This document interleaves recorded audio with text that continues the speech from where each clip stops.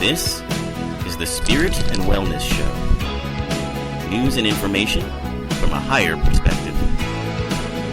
With your host, Harry Wilkinson. Hello, welcome to the Spirit and Wellness Show. My name is Harry Wilkinson. I am your host, and this is the show where we take a look at the days and weeks events, happenings in the world of politics, sports, international news, entertainment, and all matter of things that we interact with and consider to be important in our lives, and we take a look at them from a higher perspective, from the point of view of metaphysics, from a spiritual point of view, if you will, from the concept, the idea that we are creators in this world. We are creating all of these things that we interact with. Oftentimes we don't recognize that we've done this, and so we see things that might cause us concern or may be upsetting in some ways. And in doing so, we have to remind ourselves that we are in many ways playing a game here in this world, that as real as things may appear, they are creations of ourselves, and that we at our highest level are bigger than all of it. Let's just put it that way. We are more than anything that our quote-unquote physical world appears to be. And that's kind of the topic of this particular episode of our show, since it's the dawn, or not the dawn, but the eve of Halloween. This is a great time to talk about fear and illusion, because those are the sorts of things that Halloween revels in. And I think it's fascinating that Halloween has become, outside of Christmas, the most anticipated, the most exciting, and the most enjoyed holiday that there is. Statistics have shown this, way beyond Thanksgiving, way beyond any of the Easter or any of the other so-called major holidays that we have. Halloween being in and of itself not really a holiday, because nobody gets a day off, and it's not nationally recognized or anything, but it's a holiday that people have elevated to the same stature in many ways as the major holidays. And why that is it's a very interesting question. A lot of it has to do with just the involvement of children and how much fun it is to dress up and do different things and be creative. It's a real creative outlet that children just really naturally gravitate towards, and adults are able to release in their world at least once a year,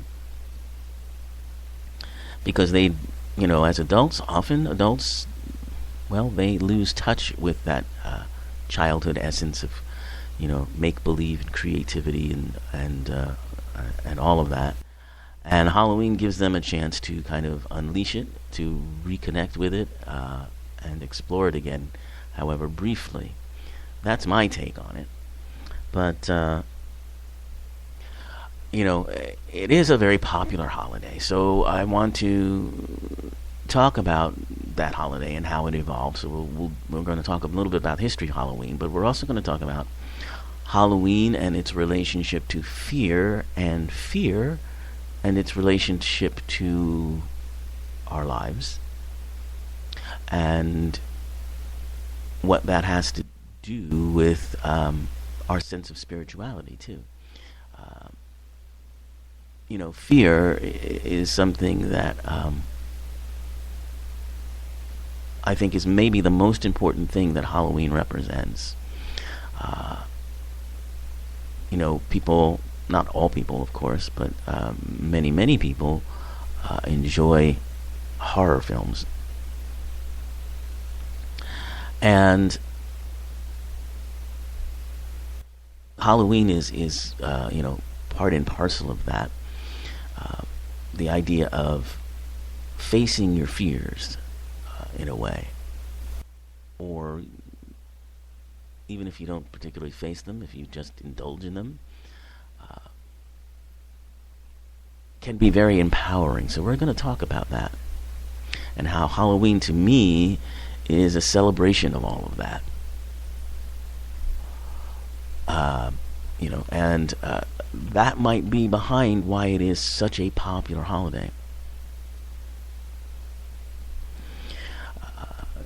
Well, besides that, of course, a lot of money is spent, and whenever money is spent in our material world, well, that is cause for people to pay attention. That. So, again, and I think I'm going to look up these statistics right now. But I believe that once again, just below Christmas, more money is spent on Halloween celebrations and Halloween, everything attendant to the Halloween celebrations. More money is almost more money is spent on that as spent on Christmas gifts. And so, yeah, okay, here are the statistics that I was looking for here.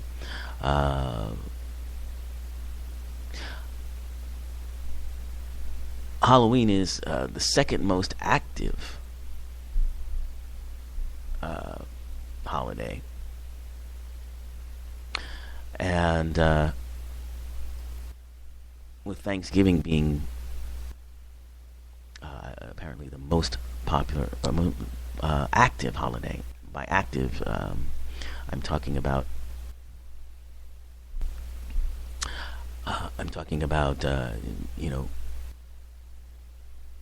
Activities, running, doing things, all of that kind of thing.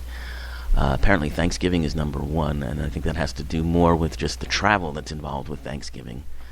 And here are the statistics on the money. They're a few years old, but I'm sure that they've continued to grow. Spending on Halloween costumes has reached $2.8 billion, according to the National Retail Federation. And total spending for the holiday is projected to be $7.4 billion. And that's from estimates from 2004, so 2 years ago. So you can imagine it's gone up, perhaps 0.5 or 0.6 billion since then. So you might think probably, maybe even closer to $8 billion now. Billions of dollars. Some of that is on costumes for adults and children. The rest is on decorations and candy and all of the other things that we do for the parties that we have.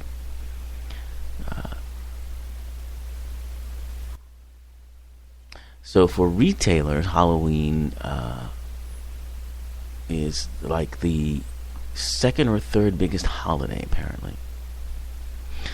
So lots of energy behind Halloween celebrations.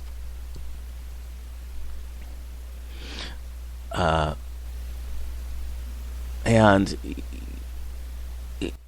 it's, as I say, it's interesting. Again, I think it's a release of creativity, but I think it also has to do with the concept of fear and dealing with your fears, and sort of reveling in them and getting a kick or a joy out of them, but in the process empowering yourself to have control over them. So now let's look at the history of Halloween, because as you probably know, Halloween has its roots in early celebrations that were held by indigenous religions, particularly some of the pagan religions of Europe.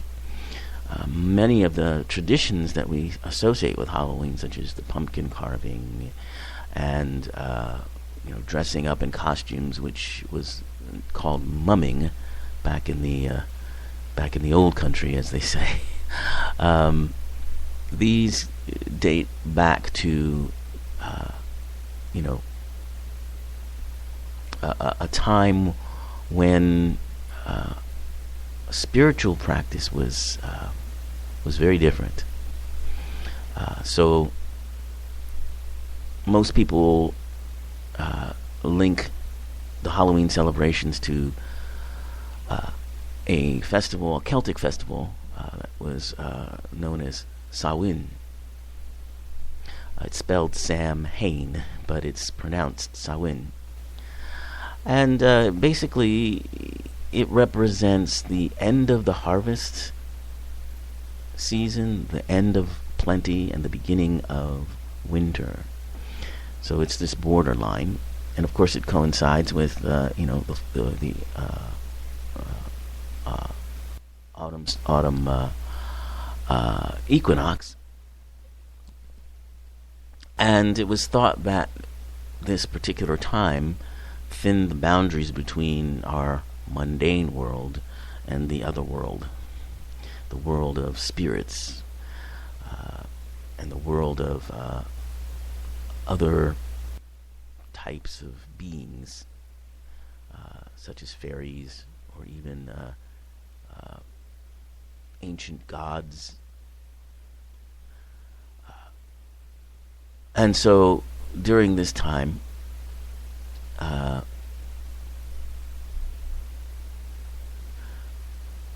protection needed to be, or offerings needed to be made, in the guise of food or drink, and in some cases, portions of the crop yield, and these things were left outside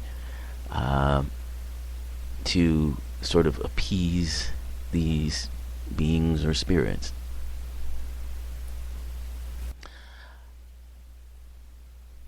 And then there were also rituals and games, and most of these were intended to, this was a time of year when divination became very important. So you tried to, see the future, because again, this time of year was thought to be very propitious for, insight into the future. And so people would gather to, try to get readings into the future, to see who might be going to get married, who might be passing away, all of those things. And there were other rituals as well, that, apple popping, for instance, which is something we still do, was actually a divination ritual. It was a way of figuring out someone's future. Dream interpretation. Oh, here's one that's very interesting. Pouring molten lead or egg whites into water would be a way of divining the future as well. Very interesting. And then, of course, cleansing and protective prayers,